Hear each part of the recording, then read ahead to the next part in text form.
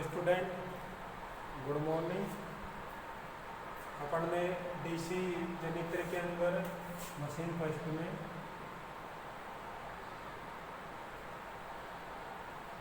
DC जनित्र में machine first के अंदर अपन ने 4 क्लास पढ़ी थी, ठीक है। तो अपन उससे आगे कंटिन्यू पढ़ेंगे। तो अपन ने पिछली क्लास में किसके बारे में पढ़ा था? अपन ने आर्मेचर के बारे में पढ़ा था, ठीक है ना। कंट्रैक्शन ऑफ डीसी मशीन के भागों के बारे में अपन वर्णन कर रहे थे, ठीक है ना। तो अपन आर्मेचर के अंदर आर्मेचर वाइंडिंग के बारे में पढ़ रहे थे, ठीक है। तो अगला पॉइंट पढ़ेंगे, इसमें अपन लैप वाइंडिंग और वेव वाइंडिंग में अंतर, ठीक है ना। लैप वाइंडिंग और वेव वाइंडिंग में अंतर।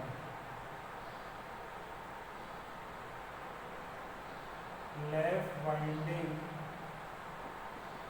और वेव वाइंडिंग में अंतर, ठीक है ना स्टूडेंट। तो अपन लैप वाइंडिंग और वेव वाइंडिंग में अंतर के बारे में देखेंगे यहाँ पे, ठीक है ना। तो मैं आपको 2 भागों में डिवाइड करता हूँ। एक तो सबसे पहले लैप वाइंडिंग, फिर वेव वाइंडिंग। तो ये हो जाएगा आपका लैप वाइंडिंग और ये हो जाएगा आपका वेव वाइंडिंग।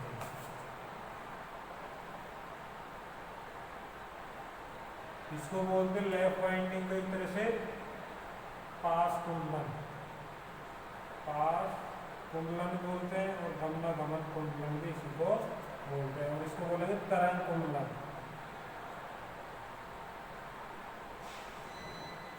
ठीक है स्टूडेंट। तो इसको बोलेंगे अपन लैप वाइंडिंग, इसको बोलेंगे वेव वाइंडिंग।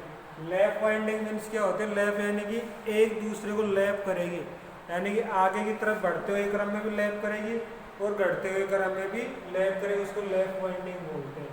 वेव वाइंडिंग उससे बोलते हैं जो वेव की तरह, यानी कि ऐसी वेव पल्स की तरह आगे बढ़ेगी, ठीक है ना। तो इसको क्या बोलेंगे? Wave winding. तो अपन कह सकते हैं यह एक समांतर कुंडलन भी कहते हैं, इसे एक समांतर कुंडलन भी कहते हैं, ठीक है ना। इसे एक समांतर कुंडलन कहते हैं। इसे श्रेणी वाइंडिंग के नाम से जानते हैं, ठीक है ना। इसे श्रेणी वाइंडिंग के नाम से जानते हैं। यह वाइंडिंग एक दूसरे को ओवरलैप करती है, यह वाइंडिंग एक दूसरी कॉइल को ओवरलैप करती है। यह वाइंडिंग एक दूसरी कॉइल को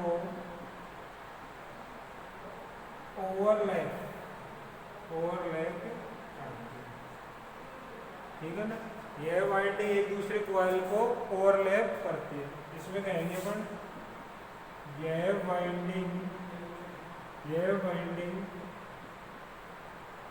एक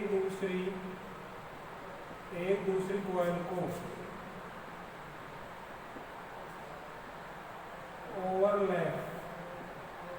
ओवरलैप नहीं करती है, बल्कि तरंग आकार में आगे बढ़ती है, ठीक है ना। अपन कह सकते हैं यह वाइंडिंग एक दूसरे को ओवरलैप नहीं करती। ओवरलैप मीन्स यानी कि एक दूसरे को क्रॉस नहीं करती है, यह बल्कि तरंग आकार में आगे बढ़ती है। तरंग आकार की होती है ना, उसके आकार में आगे बढ़ती है। अपन कह सकते हैं इसमें समांतर पथों की संख्या कितनी होती है? मैंने बताया था लैप वाइंडिंग में समांतर पथों की संख्या कितनी होती है? A बराबर P। और इसमें क्या हो जाएगी? समांतर पथों की संख्या कितनी हो जाएगी? 2 हो जाएगी। तो अपन कह सकते हैं इसमें समांतर पथों की संख्या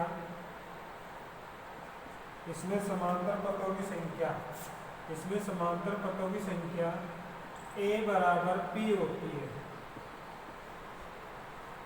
इसमें समांतर पथों की संख्या क्या होती है? A बराबर P, यानी जितने पोल है उतने समांतर पथ होंगे, ठीक है ना। इसमें समांतर पथों की संख्या हमेशा a बराबर 2 होती है। ठीक है ना। इसमें जो समांतर पथों की संख्या रहेगी तो a बराबर क्या रहेगी, 2 रहेगी। इसमें समांतर पथों की संख्या a बराबर p रहते हैं, जितने पोल होते हैं उतने आपके पथ होते हैं, उतने ही कार्बन प्रयोग करते हैं। और इसमें समांतर पथों की संख्या कितनी होती है, 2 होती है। ठीक है ना। इसमें बुर्सों की संख्या पोल की संख्या के बराबर होती है।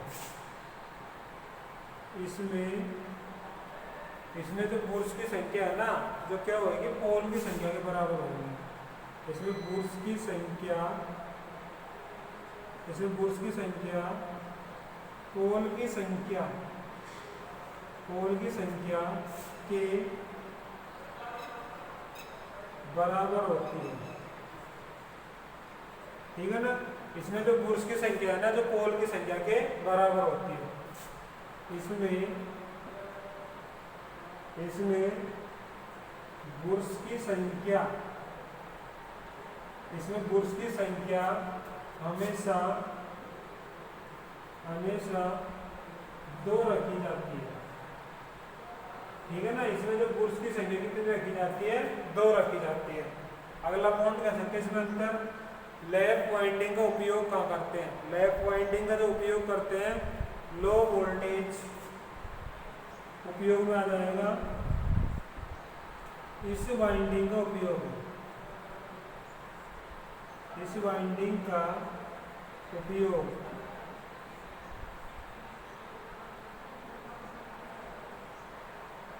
लो वोल्टेज तथा हाई करंट के लिए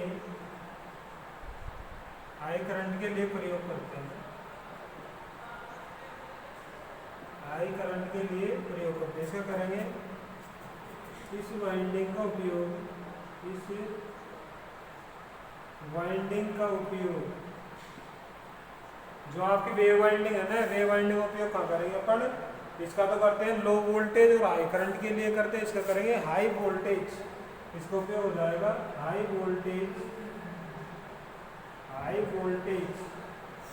तथा लो करंट के लिए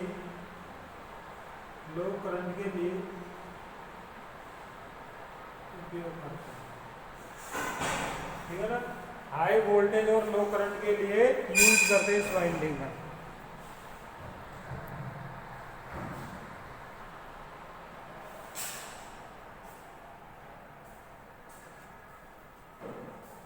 ठीक है ना। तो ये चीज थी इसमें, इस वाइंडिंग का उपयोग करेंगे लो वोल्टेज हाई करंट के लिए और इसका हाई वोल्टेज और लो करंट के लिए। इसीलिए इस वाइंडिंग को क्या बोलते हैं, श्रेणी गुणन बोलते हैं। श्रेणी गुणन क्या होता है, करंट का मान क्या होता है, कम होता है। श्रेणी वाइंडिंग कम होता है ना। समांतर क्या होता है, आपको वोल्टेज का मान तो लो होता है, करंट का मान हाई होता है। तो आपका ये सिंपल सा डिफरेंस था, सिंपल लैंग्वेज में, तो मैंने आपको अच्छा सा ये बताया। अगला पढ़ेंगे अपन कम्यूटेटर वाइंडिंग। कम्यूटेटर होता है ना, उसके बारे में पढ़ेंगे। ठीक है ना।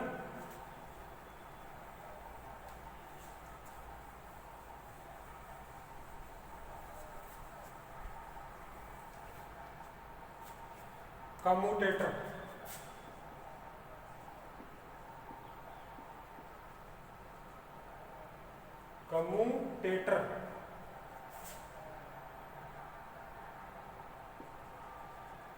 कम्यूटेटर मीन्स नहीं हो जाएगा दिग परिवर्तक। कम्यूटेटर का कार्य क्या हो जाएगा, सबसे पहले कम्यूटेटर क्या होता है, जो आपका कम्यूटेटर है ना, क्या मैकेनिकल डिवाइस है। ठीक है ना। इसकी आकृति होती है क्या होती है, वर्ताकार होती है। और जो बनाया जाता है, किसका बनाया जाता है, कठोर कर्षित तांबे का। ठीक है ना। तो अपन कह सकते हैं यह एक यांत्रिक युक्ति है, यह एक यांत्रिक युक्ति है। ठीक है ना। यह यांत्रिक युक्ति है और आकार क्या है, यह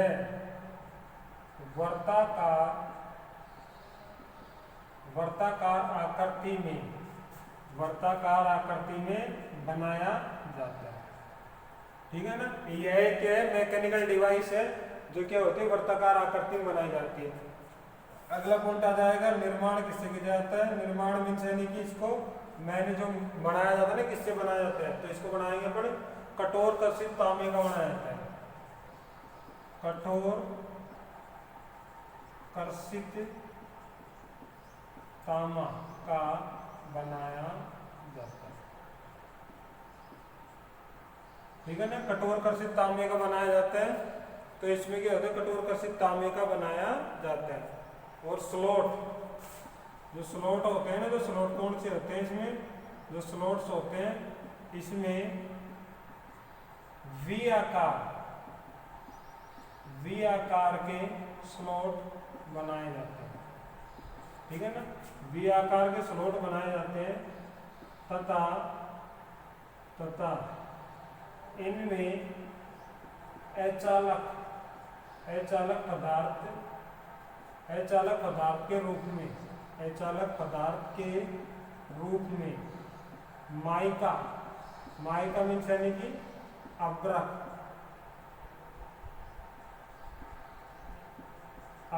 माइका मीन्स यानी कि अब्रक पदार्थ को भरा जाता है। ठीक है ना, इसमें वी आकार के स्लॉट बनाए जाते हैं। इसमें अचालक पदार्थ के रूप में क्या भरा जाता है, माइका भरा जाता है। ठीक है ना, दो सेगमेंट है, उनके बीच में वी आकार के स्लॉट से बने होते हैं सभी। एक एक सेगमेंट को स्ट्रिंग पत्तियों को लेमिनेशन करके, तो इसके अंदर वी आकार के स्लॉट होते हैं। ठीक है, उसमें क्या भरा जाता है, अब्रक भरा जाता है। जो अब्रक भरा जाता है ना, तो उसके अंदर वी आकार के स्लॉट में भरा जाता है। तो इन स्लॉट में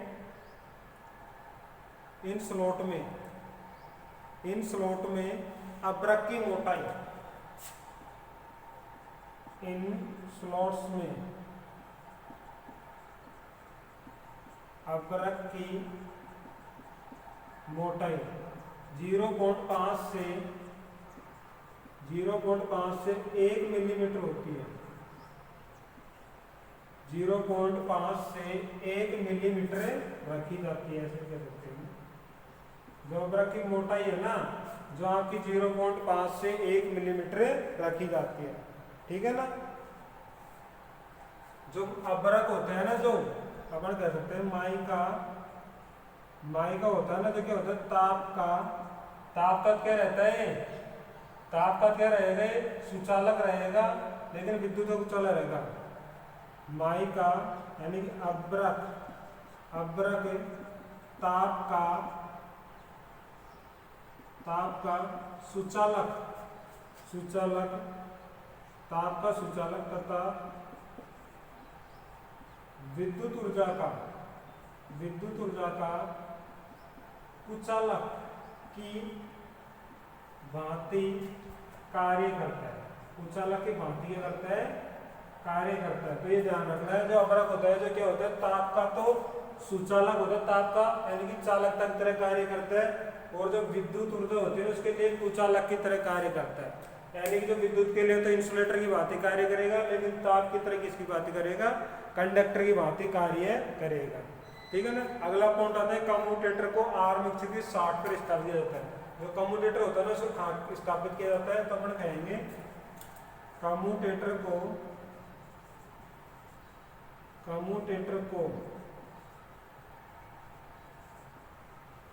आर्मेचर की 60 पर स्थापित किया जाता है। कम्यूटेटर को ना आर्मेचर की 60 पर क्या किया जाता है, स्थापित किया जाता है। कम्यूटेटर के खंडों में पिछले वाले भाग को ऐसे कर सकते हैं, कम्यूटेटर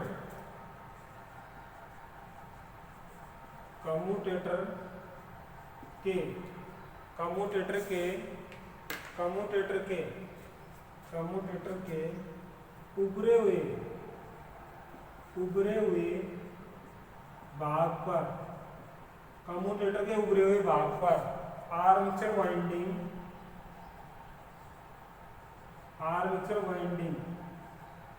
का संयोजन किया जाता है। यह संयोजन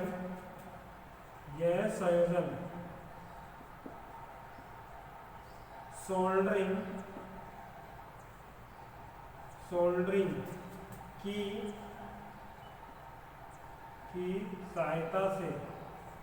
की सहायता से किया जाता है। उसे राइजर कहते हैं।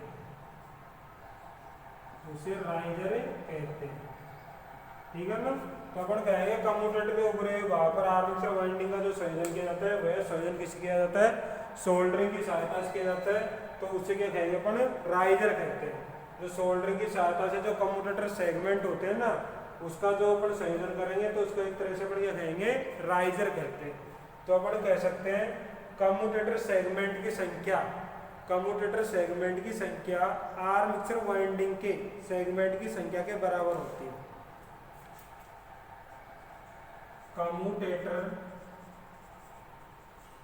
कम्यूटेटर में सेगमेंट मीन्स यानी कि खंड। कम्यूटेटर में सेगमेंट की संख्या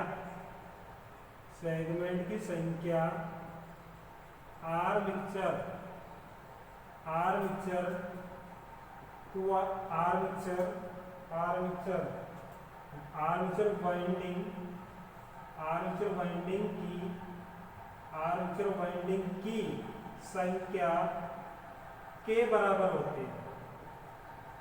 आर्मेचर वाइंडिंग की संख्या के बराबर होते हैं, ये ध्यान रखना इसमें। ठीक है ना। जो कम्यूटेटर के सेगमेंट होंगे, कम्यूटेटर की जितनी सेगमेंट की पत्तियां होंगी उतने के उतने यहाँ पे रहेगा आपका जो आर्मेचर वाइंडिंग के टर्नों की संख्या रहेगी। जितने टर्न्स बाहर निकाले ना अपन कॉइल से कनेक्शन करने के लिए उतने सेम आपके कम्यूटेटर सेगमेंट के रहेंगे। ये चीज मेन है इसमें। ठीक है ना। तो अपन कह सकते हैं इसका उपयोग क्या होएगा? उपयोग ये मेन बात थी। यूज आर्मेचर द्वारा कम्यूटेटर के द्वारा आर्मेचर वाइंडिंग में कम्यूटेटर के द्वारा आर्मेचर वाइंडिंग में उत्पन्न ईएमएफ कौन होगा? एसी। उत्पन्न ईएमएफ को डीसी में परिवर्तन करता है। उत्पन्न ईएमएफ को किसमें करता है? डीसी में परिवर्तन करता है। ठीक है ना। ये ध्यान रखना। आर्मेचर वाइंडिंग कम्यूटेटर के द्वारा आर्मेचर वाइंडिंग में उत्पन्न ईएमएफ कौन सा है? एसी। उसको किसमें करेगा? डीसी में परिवर्तन करेगा। और ये भी कह सकते हैं जो आपका है ना, इस चीज को ये भी कह सकते हैं आपका जो है ना कम्यूटेटर होता है जो फुल वेव मैकेनिकल रेक्टिफायर की तरह कार्य करता है।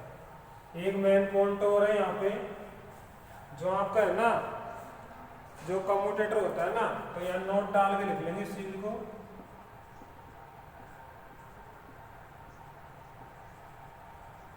कम्यूटेटर होता है ना जो आपको किसकी तरह बात करते हैं? Commutator full wave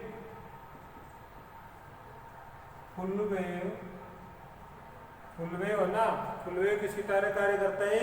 mechanical rectifier की तरह कार्य करता है।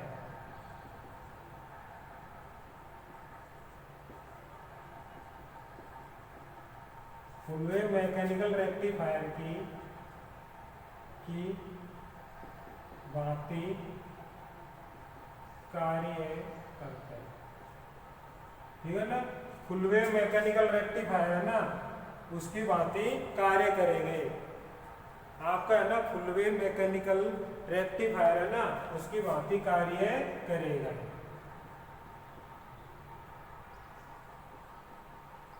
ठीक है ना। तो ये ध्यान रखना आपका कम्यूटेटर किसकी भांति कार्य करता है? फुल वेव रेक्टिफायर की।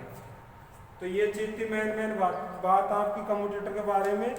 तो आपने देखा होगा उसके बारे में कम्यूटेटर क्या होता है। ठीक है ना। और एक पॉइंट और है जो आपका कम्यूटेटर होता है ना उसके अंदर प्योर डीसी प्राप्त नहीं होती। ठीक है ना। तो अपन कहेंगे प्योर डीसी प्राप्त करने के लिए प्योर डीसी प्राप्त करने के लिए, प्योर डीसी प्राप्त करने के लिए आर्मेचर वाइंडिंग में टर्न्स, आर्मेचर वाइंडिंग में टर्न्स की संख्या, आर्मेचर वाइंडिंग में कॉइल्स की संख्या बढ़ाई जाती है। ठीक है ना, कॉइल्स कह सकते हैं, कॉइल की संख्या बढ़ाई जाती है, चालक तारों की संख्या बढ़ाई जा सकती है। ठीक है स्टूडेंट, तो आज अपन ने क्या देखा, लैप वाइंडिंग और वेव वाइंडिंग के अंदर डिफरेंस, और उसके आगे अपन ने पढ़ा कम्यूटेटर। तो कम्यूटेटर के बारे में अपन ने अच्छा सा एक्सप्लेन किया। अगली क्लास में पढ़ेंगे अपन बुर्स एंड बुर्स होल्डर के बारे में पढ़ेंगे, और बुर्स कितने प्रकार के होते हैं, छोटी मशीन के अंदर कौन से बुर्स यूज करते हैं, बड़ी मशीन के अंदर कौन से बुर्स यूज करते हैं। ठीक है स्टूडेंट, धन्यवाद, फिर मिलते हैं अगली क्लास में।